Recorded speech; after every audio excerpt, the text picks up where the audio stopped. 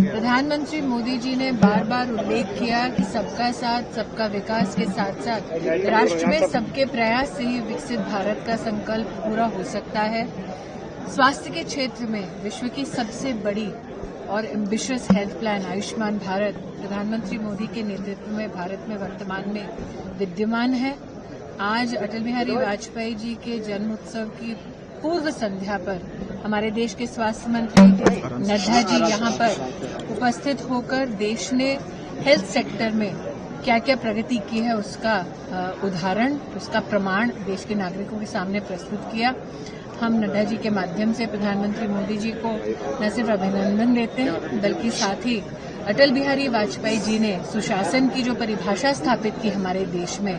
उसको अगर सही मायने में किसी ने श्रद्धांजलि दी है तो इस सरकार के विशेषतः हेल्थ सेक्टर के कामों ने दी है। मैडम, ये फोरम के जरिए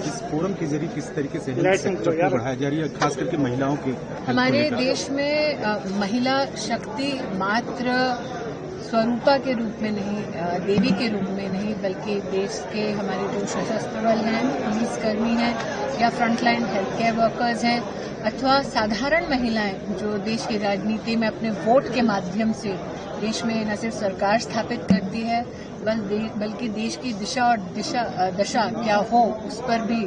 सबका मार्ग प्रशस्त करती है। ऐसी महिलाओं को समर्पित विमेंस कलेक्टिव फोरम के माध्यम से आज विशेषतः स्वास्थ्य के क्षेत्र में महिलाओं के लिए क्या काम हो रहा है उसका भी उल्लेख नड्डा जी ने हम सबके सम्मुख किया। मैं आभारी हूं कि नड्डा जी ने प्रधानमंत्री जी के सबके प्रयास के